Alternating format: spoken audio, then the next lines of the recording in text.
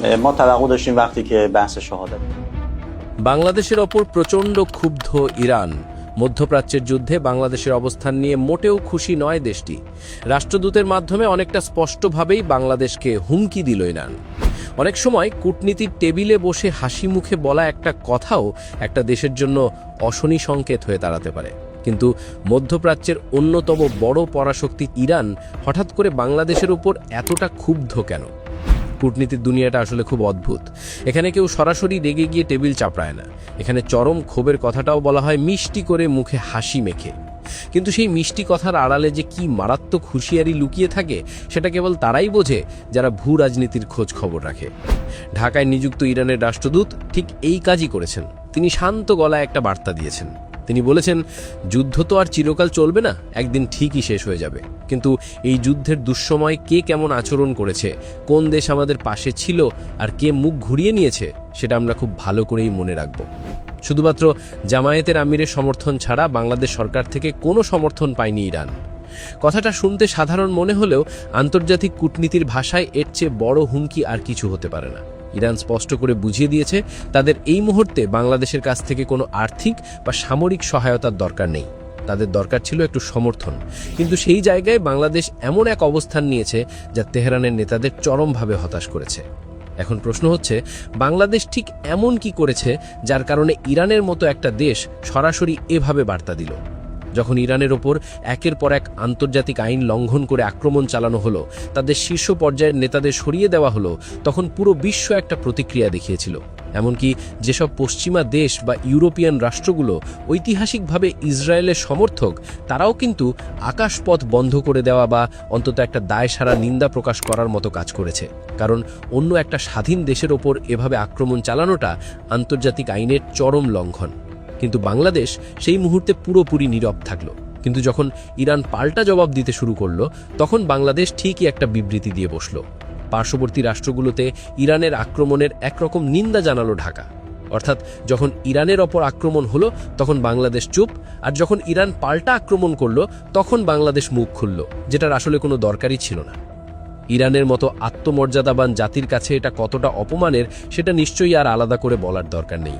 এখানেই শেষ নয়, আরও একটা ঘটনা ঘটেছে যা কূটনৈতিক শিষ্টাচারের চরম অবমাননা হিসাবে দেখছে ইরান।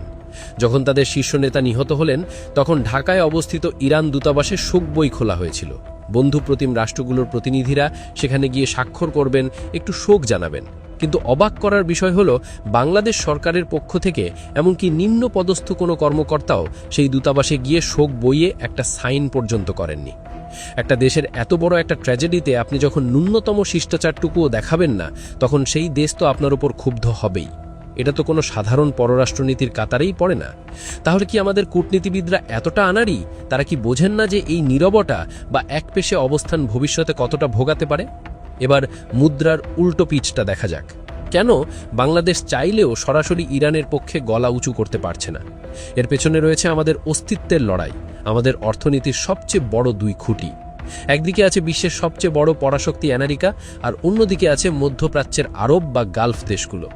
বাংলাদেশের অর্থনীতি মূলত দাঁড়িয়ে আছে তৈরি পোশাক শিল্প আর রেমিটেন্সের উপর। আমাদের তৈরি পোশাকের সবচেয়ে বড় বাজার হলো আমেরিকা ও ইউরোপ। আমেরিকা যদি কোনো কারণে বাংলাদেশের উপর ক্ষেপে যায়, আর যদি আমাদের পোশাক রপ্তানির উপর মাত্র 5% শুল্ক বাড়িয়ে দেয়, তাহলেই আমাদের পুরো গার্মেন্ট সেক্টর তাসের ঘরের মতো ভেঙে পড়বে। অন্যদিকে আমাদের রেমিটেন্সের সবচেয়ে বড় উৎস হলো সৌদি আরব, আমিরাত কিংবা গালফ কান্ট্রিগুলো। ইরান এবং আরব দেশগুলোর মধ্যে যে স্নায়ুযুদ্ধ চলে সেটা তো সবারই জানা। এখন বাংলাদেশ যদি সরাসরি ইরানের পক্ষে অবস্থান নেয়, আর গালফ দেশগুলো যদি সিদ্ধান্ত নেয় যে তারা আর বাংলাদেশ থেকে কোনো শ্রমিক নেবে না, কিংবা সেখানে থাকা লক্ষ লক্ষ শ্রমিককে দেশে ফেরত পাঠিয়ে দেয়, তাহলে কি হবে? দেশে আক্ষরিক অর্থেই দুর্ভিক্ষ শুরু হয়ে যাবে। পাশাপাশি আছে জ্বালানি তেলের সংকট। দেশের বড় বড় কারখানা, বিদ্যুৎ কেন্দ্র বা যানবাহন চালানোর জন্য যে বিপুল পরিমাণে জ্বালানি তেলের দরকার হয়, সেটা আসে এই মধ্যপ্রাচ্য থেকেই। ফলে আমেরিকা এবং আরব ব্লককে রাগিয়ে দিয়ে ইরানের পক্ষে দাঁড়ানোর মতো অর্থনৈতিক জোর বা সাহস কোনোটাই বাংলাদেশের নেই। বিশ্বমঞ্চে বাংলাদেশ এমন কোনো সুপার পাওয়ার নয় যে আমাদের কথায় যুদ্ধ থেমে যাবে বা শুরু হবে। আমাদের টিকে থাকার জন্যই পরাশক্তিগুলোর সাথে তাল মিলিয়ে চলতে হয়। কিন্তু তাই বলে কি বাংলাদেশ যেটা করেছে সেটাই একমাত্র রাস্তা ছিল? এই ঝামেলার ভিতরে কি একটু ভেবেচিন্তে হাঁটা যেত না? স্মার্ট কূটনীতি কাকে বলে সেটা বুঝতে হলে তাকাতে হবে প্রতিবেশী দেশ ভারতের দিকে। রাশিয়া ইউক্রেনের যুদ্ধ যখন শুরু হলো তখন আমেরিকার নেতৃত্বাধীন পশ্চিমা বিশ্ব ভারতের ওপর প্রচণ্ড চাপ তৈরি করেছিল। আমেরিকার স্পষ্ট দাবি ছিল ভারতকে অবশ্যই রাশিয়ার এই আগ্রাসনের নিন্দা জানাতে হবে। কিন্তু ভারত কি করল?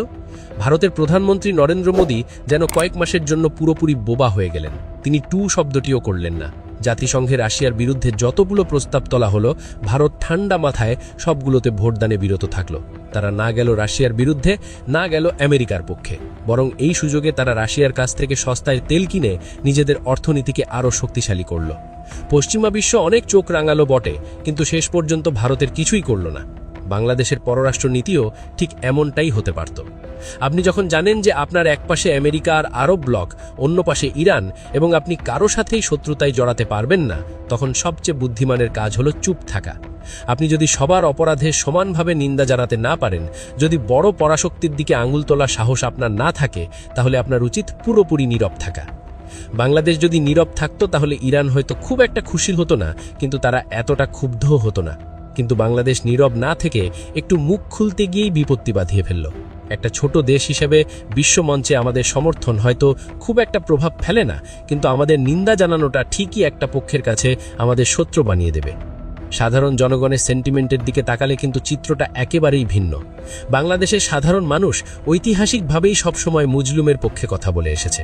আন্তর্জাতিক অঙ্গনে যেখানেই অবিচার হয়েছে, এদেশের মানুষ তার প্রতিবাদ করেছে। মধ্যপ্রাচ্যের বর্তমান পরিস্থিতিতেও সাধারণ মানুষের সেন্টিমেন্ট পুরোপুরি আগ্রাসনের বিরুদ্ধে। তারা দেখছে কিভাবে দিনের পর দিন আন্তর্জাতিক আইনকে বৃদ্ধাঙ্গুলি দেখানো হচ্ছে। কিন্তু রাষ্ট্র হিসেবে বাংলাদেশ যে অবস্থান নিয়েছে সেটা সাধারণ মানুষের নৈতিক অবস্থানের প্রতিনিধিত্ব করে না। সবচেয়ে ভয়ের জায়গাটা কোথায় জানেন? যুদ্ধের ময়দানে পরিস্থিতি যে কোনো সময় পাল্টে যেতে পারে। ইরান বারবার বলছে তারা হরমুজ প্রণালীর নিয়ন্ত্রণ নিজেদের হাতে রাখতে চায়। যদি সত্যি পরিস্থিতি এমন দাঁড়ায় যে ইরান ওই অঞ্চলের নিয়ন্ত্রণ পুরোপুরি নিয়ে নেয় এবং রাষ্ট্রদূতের কথা অনুযায়ী তারা যদি সত্যিই বাংলাদেশের এই নীরবতা ও বৈরী আচরণকে মনে রাখে, তাহলে ভবিষ্যতে বাংলাদেশের জ্বালানি নিরাপত্তায় বড় ধরনের ধস নামতে পারে। বর্তমানে রাশিয়া থেকে সরাসরি তেল আনতে পারছি না। এর মধ্যে আবার শোনা যাচ্ছে ভারত নাকি রাশিয়ার তেল নিজেদের শোধনাগারে পরিশোধন করে তারপর আমাদের কাছে বিক্রি করবে, কারণ বাংলাদেশের নিজস্ব রিফাইনারি বন্ধ, ক্রুড অয়েল শোধন করার মতো অবস্থা নেই। এখন দেখুন জ্বালানির মতো এমন স্পর্শকাতর জায়গায় বাংলাদেশ কতটা পরনির্ভরশীল হয়ে পড়ছে। ভারত যদি আমাদের তেলের মিডলম্যান হয়ে যায়, তাহলে তারা এই সুযোগটা কাজে লাগিয়ে কূটনীতির টেবিলে বাংলাদেশ কাছ থেকে কি কি সুবিধা আদায় করে নেবে সেটা কি একবার ভেবে দেখেছেন? আমরা এমন এক ভূ রাজনৈতিক গোলকধাঁধায় আটকে যাচ্ছি যেখানে প্রতিটি ভুলের জন্য ভবিষ্যতে অনেক বড় মাসুল গুনতে হবে। খুব সূক্ষ্ম উপায়ে বাংলাদেশকে এমন শিকলে বাঁধা হচ্ছে যা থেকে বের হওয়া আগামী দিনে প্রায় অসম্ভব হয়ে দাঁড়াবে। এই পুরো বিষয়টি নিয়ে আপনাদের কি মতামত? আপনার মন্তব্য জানিয়ে দিন আমাদের কমেন্ট সেকশনে।